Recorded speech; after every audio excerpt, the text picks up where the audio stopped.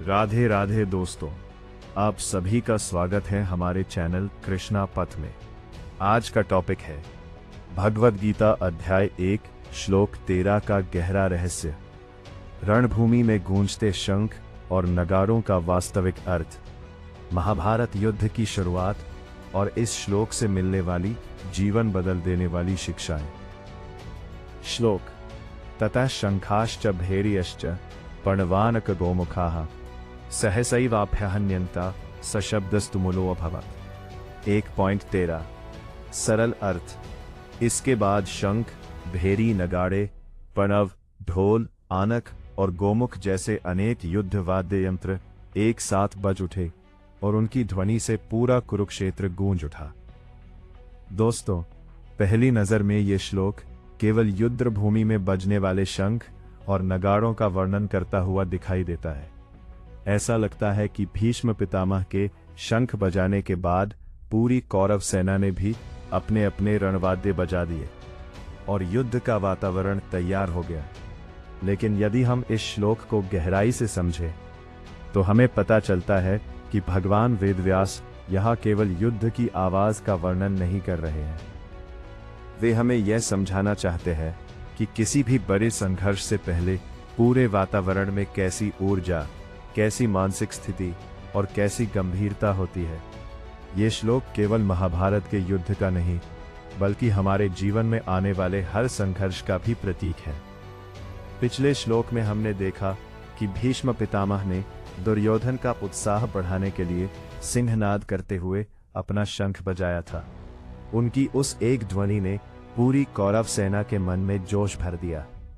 लेकिन उसके तुरंत बाद ये श्लोक आता है जहां केवल भीष्म ही नहीं बल्कि पूरी सेना के शंख, नगाड़े और रणभेरियां एक साथ गूंज उठती है। सोचिए, लाखों सैनिक, हजारों हाथी, असंख्य घोड़े, विशाल रथ और उन सब के बीच एक साथ बजते रणवाद्य। वह दृश्य कितना अद्भुत और रोमांचकारी रहा होगा। ऐसा प्रतीत होता होगा मानो स्वयं धरती और आकाश इस महान युद्ध के साक्षी बनने के लिए तैयार हो गए हों। इस श्लोक का पहला शब्द है ततः, जिसका अर्थ है उसके बाद। यह छोटा सा शब्द हमें एक बहुत बड़ी शिक्षा देता है।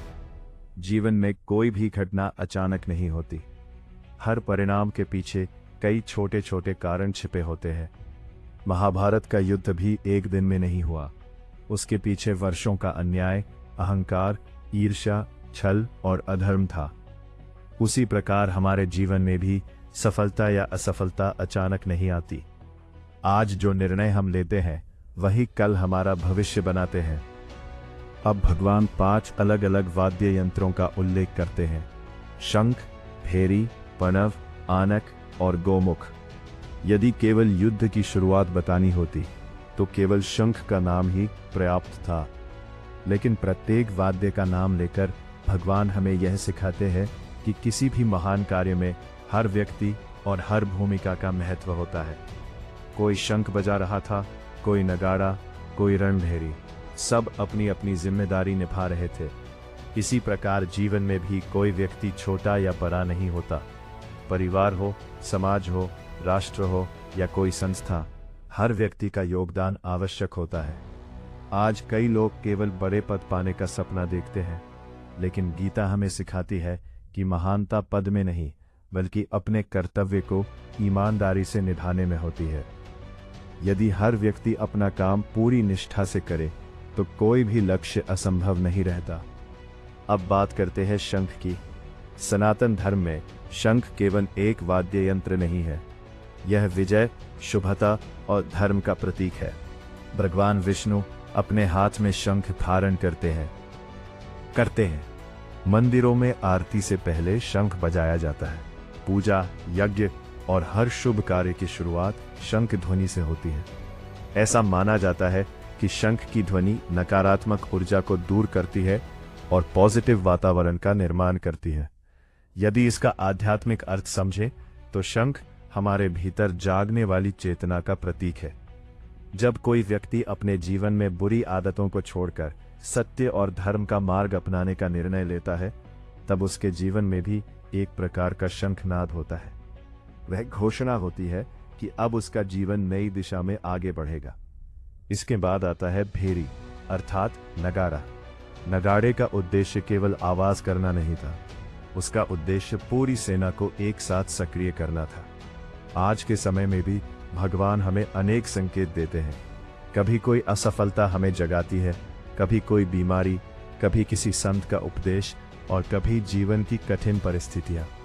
यदि हम इन संकेतों को पहचान लें तो हमारा जीवन बदल सकता है। फिर आता है पणव और आनक। ये ऐसे वाद्य यंत्र थे जो पूरे सैन्य दल में एक लय और अनुशासन बनाए रखते थे। इससे हमें सीख मिलती है कि केवल उत्साह ही पर्याप्त नहीं है। यदि जीवन में अनुशासन नहीं होगा तो केवल जोश से सफलता नहीं मिल सकती। जिस प्रकार संगीत में हर वाद्य सही समय पर बजता है, उसी प्रकार जीवन में भी सही समय पर सही निर्णय लेना आवश्यक है। श्लोक में एक और शब्द आता है सहसैव अर्थात एक साथ। इसका अर्थ है कि सभी रणवाद्य एक ही समय पर बज उठे। ये हमें एकता की शक्ति का संदेश देता है। जब सभी लोग एक उद्देश्य के लिए मिलकर कार्य करते हैं तो उनकी शक्ति कई गुना बढ़ जाती है। चाहे परिवार हो, समाज हो या देश, एकता हमेशा सबसे बड़ी ताकत होती है। अब आता है इस श्लोक का सबसे प्रभावशाली शब्द तुमुला अर्थात अत्यंत प्रचंड और गूंजने वाली ध्वनि। आवाज नहीं थी, यह उस महान युद्ध की घोषणा थी जिसका परिणाम आने वाली पीढ़ियों का भविष्य तय करने वाला था। उस ध्वनि में उत्साह भी था, भय भी था, साहस भी था और अनिश्चितता भी। हर योद्धा जानता था कि शायद यह उसके जीवन का अंतिम युद्ध हो, फिर भी सभी अपने अपने कर्तव्य के लिए तैयार थे। यदि हम इस पूरे श्लोक का आध्यात्मिक अर्थ समझें तो कौरव और पांडव हमारे भीतर ही मौजूद हैं। हमारे भीतर भी प्रतिदिन एक युद्ध चलता है। एक ओर सत्य, प्रेम, धैर्य, करुणा और भगवान पर विश्वास है। दूसरी ओर क्रोध, लोभ, अहंकार, ईर्ष्या और आलस्य। जब भी हम कोई अच्छा निर्णय लेते हैं तब हमारे भीतर भी विचारों का शोर उठता है।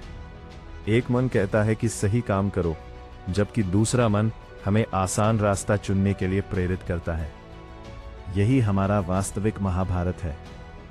भगवान श्री कृष्ण हमें इस श्लोक के माध्यम से सिखाते हैं कि जब जीवन में धर्म के मार्ग पर चलने का निर्णय लो तो पूरे आत्मविश्वास के साथ आगे बढ़ो। जैसे रणभूमि में शंख और नगाड़े बजाकर योद्धाओं ने अपने संकल्प की घोषणा की थी, वैसे ही हमें भी अपने भीतर यह घोषणा करनी चाहिए कि चाहे कितनी भी कठिनाइयां आए, हम सत्य और धर्म का मार्ग नहीं छोड़ेंगे। दोस्तों, इस श्लोक से हमें कई अमूल्य शिक्षाएं मिलती हैं। पहली, जीवन में कोई भी परिणाम अचानक नहीं आता। दूसरी, हर व्यक्ति का अपना महत्व होता है। तीसरी, एकता सबसे बड़ी शक्ति है। चौथी, शुभ कार्य की शुरुआत सकारात्मक सोच और भगवान के स्मरण से करनी चाहिए। पांचवी, अनुशासन के बिना सफलता संभव नहीं है। छठी, जीवन का सबसे बड़ा युद्ध हमारे अपने मन के भीतर चलता है। सातवीं, कठिन समय में घबराने के बजाय अपने आत्मविश्वास को जगाना चाहिए। आठवीं, भगवान का स्मरण हमारे जीवन का सबसे पवित्र शंखनाद है। नौवीं, जब हम सही उद्देश्य के लिए मिलकर काम करते हैं तो असंभव कार्य भी संभव हो जाते हैं। वीम, धर्म का मार्ग कठिन हो सकता है, लेकिन अंत में विजय हमेशा उसी की होती है। दोस्तों, भगवद गीता का यह 13वां श्लोक हमें याद दिलाता है कि जीवन का हर बड़ा संघर्ष पहले हमारे मन में शुरू होता है। यदि हमारा मन मजबूत है, हमारा संकल्प अटल है और भगवान श्री कृष्ण का आशीर्वाद हमारे साथ है, तो संसार की कोई भी चुनौती हमें पराजित नहीं कर सकती। इसलिए अपने जीवन में सकारात्मकता का शंखनाद कीजिए, अपने भीतर छिपे भय को समाप्त कीजिए और सत्य के मार्ग पर दृढ़ता से आगे बढ़िए। यही इस श्लोक का वास्तविक और अमर संदेश है। अगर आपको भगवद गीता अध्याय 1 श्लोक 13 की यह वीडियो पसंद आई हो तो वीडियो को लाइक जरूर करें, अपने परिवार और मित्रों के साथ शेयर करें और 700 दिनों में भगवद गीता के 700 श्लोक सीखने की इस दिव्य यात्रा में हमारे साथ जुड़े रहने के लिए कृष्ण पाथ को सब्सक्राइब करना न भूलें।